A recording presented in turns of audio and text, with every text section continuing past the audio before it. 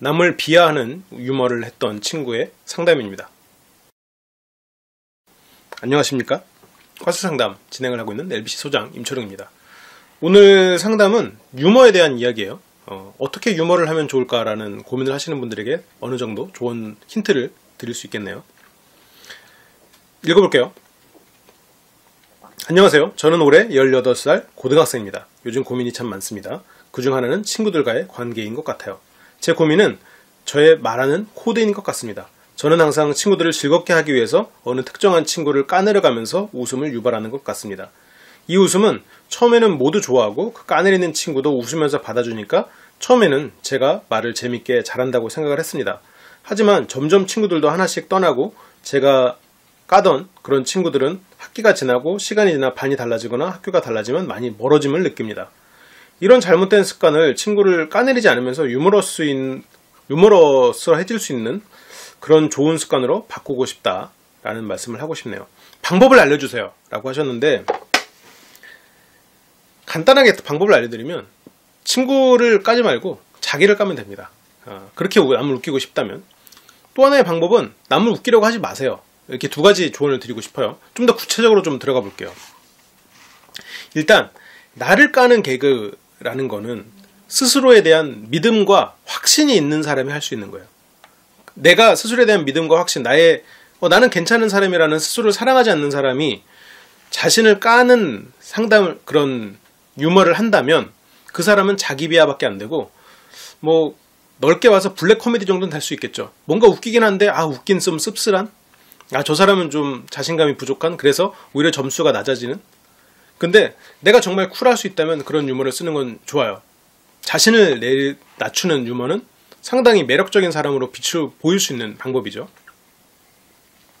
근데 이제 너무 나 원래 뭘 못하는데 나는 나같이 못생긴 사람 이런데 낄 수는 있겠어? 나같이 못생긴 사람 만나줘서 고마워, 이런 자기 비하적인 말을 하라는 말은 절대 아니에요. 그래서 자기에 대한 확신이 있어야 되는 거죠. 근데 여기서 또 문제가, 정말 돈이 많은 사람이 나 정도면 돈 없는 편이지 이러면서 그런 실제로 누가 봐도 잘난 부분을 가지고 그걸 가지고 이제 비하하는 척 하면서 말을 한단 말이죠. 그거는 속된 말로 재수가 없는 거죠. 누가 봐도 잘났는데 그걸 마치 비하하는 척. 그래서 자기를 낮추는 유머가 생각보다 쉽지가 않아요. 이것도 남을 비하하는 유머는 누가 봐도 그냥 웃길 수 있겠죠. 남을 비하하는 건 누가 봐도 그냥 따로 해석의 여지가 없고 그 사람의 가치를 말 그대로 내가 뺏어서 다른 사람들과 공유를 해서 유머를 하는 거니까.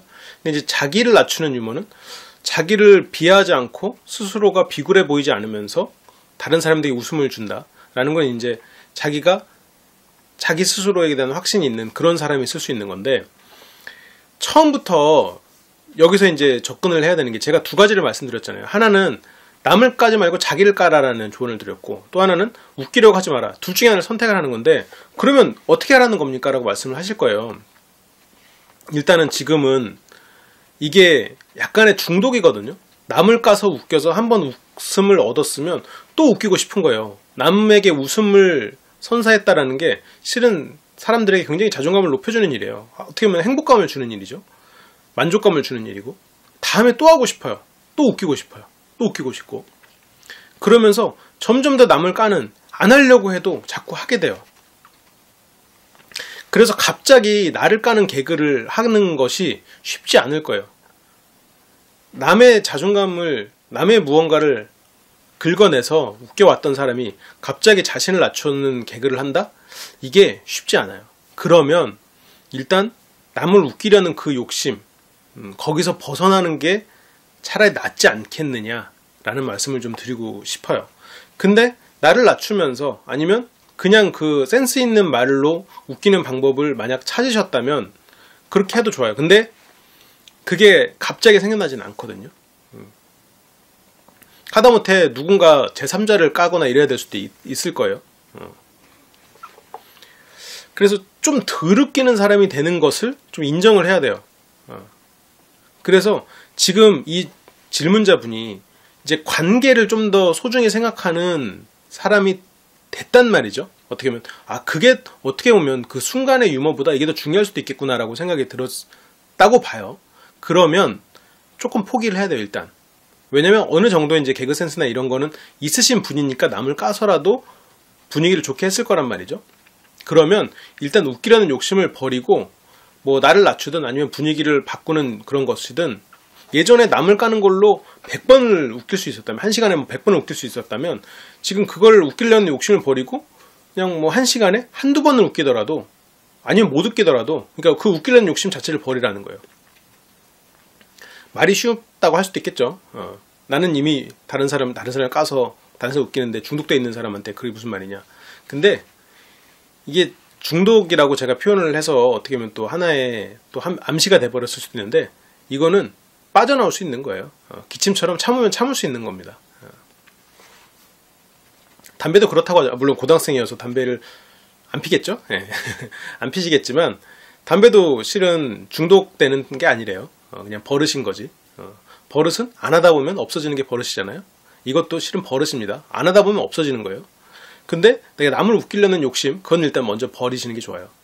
남을 웃기는 능력은 어차피 지금 센스가 있기 때문에 하나의 버릇을 고치면 다른 곳에서 내가 남을 웃길 수 있는 게 생길 거예요. 뭐 유머에 대한 특강은 제가 언젠가는 또 꼭 구성을 해서 여러분들에게 좀 전해 보도록 하겠습니다. 근데 이제 남을 까는 개그는 언제나 이제 좋지 않죠. 근데 저도 이렇게 여럿이 친한 친구들끼리 모여 있거나 이러면 그냥 누군가 이렇게 막 비하기도 하고 그래요. 저 자신을 낮추기도 하고 막 누군가를 까고 같이 놀리기도 하고 막 그 친구도 저 놀리고 그렇게 하면서 또 친구끼리는 하기도 하거든요. 뭐 가끔 뭐 투닥투닥 하기도 하고. 근데 이제 그 정도로 친한 친구들끼리는 나를 깔 때도 충분히 쿨해야 되고, 뭐 내가 남을 깔 때도 충분히 쿨하고, 그런 사이면 괜찮은데, 그렇게 하면 좀 멀어지는 사이에서 누군가를 웃기기 위해서 한다? 그건 이제 본인인지 만약 그렇게 느꼈다면 당연히 안 하는 게 맞겠죠. 그렇게까지 갔다면. 그래서 제가 이제 두 가지 조언을 드렸는데, 하나는 나를 낮춰라. 나를 낮추는 개그를 해라. 또 하나는 웃기려고 하지 마라. 근데 둘 중에 하나만 선택하면 일단 웃기려고 하지 않는 것부터, 그 다음에 뭐 나를 낮추는 개그를 그 다음에 한번 해보는, 시도해보는 그런 식으로. 그래서 뭔가 과도한 욕심을 버려보는 게 가장 우선적인 조언이 될 수 있을 것 같아요.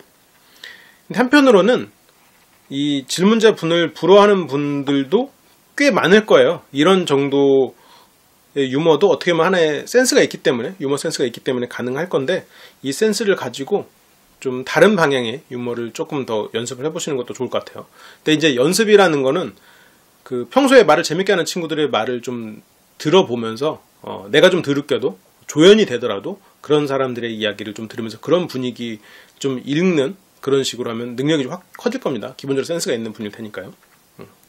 좋아요. 이 상담은 여기까지 하기로 하고 다음 시간에 또 더 좋은 상담을 할 수 있도록 노력을 한번 해보겠습니다. 제가 집필한 책 마음을 훔치는 대화부터 많이 사랑해 주시고요. 그리고 저는 또 다음 시간에 돌아올 테니 그때까지 LBC 방송 구독도 눌러주시고 좋아요도 한번 눌러주시고 댓글도 하나 달아주시면 정말 감사하겠습니다. 그러면 다음 시간에 만나요. 지금까지 LBC 소장 임초롱이었습니다. 감사합니다.